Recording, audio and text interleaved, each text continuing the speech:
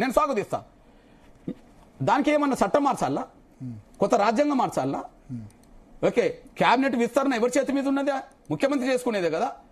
నువ్వు నీతులు ఎందుకు మాట్లాడుతావు? అక్కడికి పోయి నీ దగ్గర అమలు చేయరాదు, నేను స్వాగతిస్తా. ఓకే, సో ఇప్పుడు మంత్రివర్గం టాపిక్ వచ్చింది కాబట్టి మంత్రివర్గంలో మీరు పదే పదే డిమాండ్ చేస్తున్నారు ఇంకో 2 మాదిగలకు ఇవ్వాలని చెప్పి. ఆల్రెడీ దామోదర రాయలసీమ ఉన్నారు, మేము అంగీకరించాం. ఏంది ఆయన మాదిగా కాదయ్యా. నేను అదే అన్నా, నేను రెడ్డోళ్ళకి ఇచ్చి మేము కమ్మోళ్ళకి ఇచ్చినామంటారా? కమ్మోళ్ళకి ఇచ్చి మేము బ్రాహ్మణులకి ఇచ్చినామంటారా? బ్రాహ్మణులకి ఇచ్చి మేము వెలమలకి ఇచ్చామంటారా? మీరు సర్దుకోండి అంటారా? అవును, మాదిగ కాని వ్యక్తికి ఇచ్చి మీ మాదిగ కోట్లు అంటే మేము ఎట్లా ఒప్పుకుంటామండి? నేను విన్నా చెప్తున్నాను. నేను అసలు తెలంగాణలో ఇంత పెద్ద జనాభా గల మాదిగలకు మన రాజన్నను బర్తరఫ్ చేసి 6 నెలలు డిప్యూటీ 6 నెలలు బర్తరఫ్ చేసినాక ఆ 9 ఏళ్ళు అసలు తెలంగాణలో మాదిగలకు మంత్రి ఎవరు చెప్పండి? ఒక్కరు లేరు. ఓకే, మాదిగ ఉపకులం. నేను ఒక మాట చెప్పాను, నేను అదే ఏ కులానికి ఆ కులమే బ్రదర్. ఇప్పుడు మాదిగ కులం మాదిగ ఉపకులం అని మీరు అన్నట్టుగైతే మరి బయళ్ళ జనాభా ఎంత? రాష్ట్రం మొత్తం మీద 13,000. తెలంగాణలో మాదిగల జనాభా ఎంత? 32.5 లక్షలు. అంటే 32 లక్షల మందికి మాదిగలకు మంత్రేడి? ఇప్పుడు మంత్రేడి? దామోదర్ మాదిగని మేము కాదంటున్నాము. నేను మాదిగనైనా చెప్పుకోవాలి కదా. ఇప్పుడు అసెంబ్లీలో చర్చ జరిగింది బ్రదర్, ఈ మధ్య కాలంలో 3 సార్లు జరిగింది. నంబర్ 1, ఓకే, సుప్రీంకోర్టు జడ్జిమెంట్ వచ్చిన తర్వాత ఎస్సీ వర్గీకరణ జరిగింది ఆగస్టు విషయంలో సుప్రీంకోర్టులో, రాష్ట్రం శాసనసభలో జరిగింది.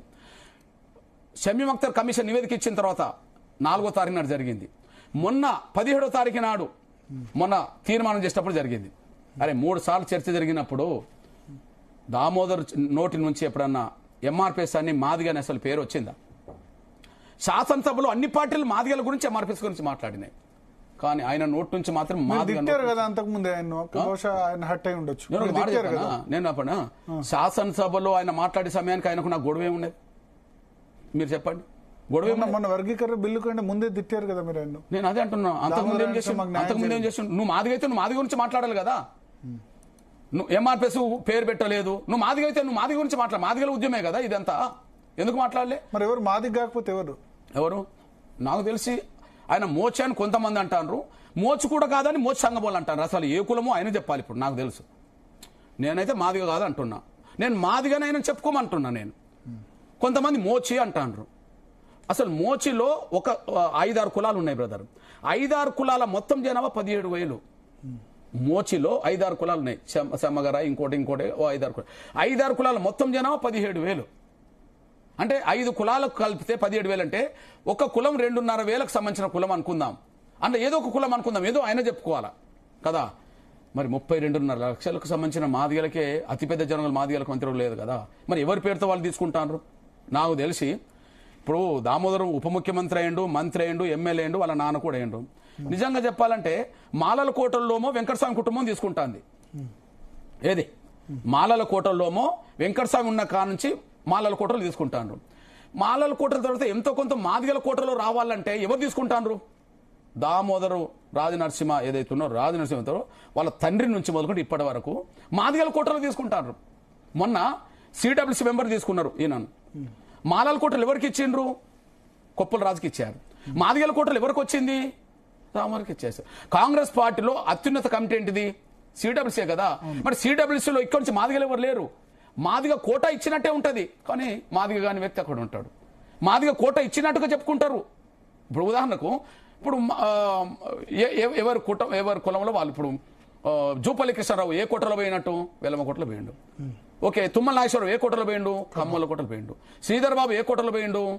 పలానా కోటలో పోయిండు. ఓకే, ఇప్పుడు 4 రెడ్లు ఉన్నారు. ముఖ్యమంత్రి రేవంత్ రెడ్డి గారు, ఉత్తమ్ కుమార్ రెడ్డి, కోమటిరెడ్డి వెంకటరెడ్డి, లేకపోతే పొంగులేటి శ్రీనివాసరెడ్డి ఏ కోటలు వచ్చారు? రెడ్ల కోట వచ్చారు. మరి మాదిగల కోటలు ఎవరు చెప్పారా?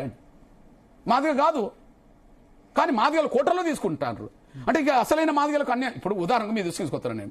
నేను ఆవేదనతో మాట్లాడుతున్నా, నా జాతికి న్యాయం జరగాలని 30 ఏళ్ళు పోవటం చేస్తున్నా కాబట్టి ఎక్కడ నా జాతికి అన్యాయం జరగద్దని నేను కోరుకుంటున్నా బ్రదర్. ఎవరికి అన్యాయం చేయాలని నేను కోరుకోను, కానీ నా జాతికి అన్యాయం జరుగుతుంది, జరగద్దని కోరుకుంటా కదా.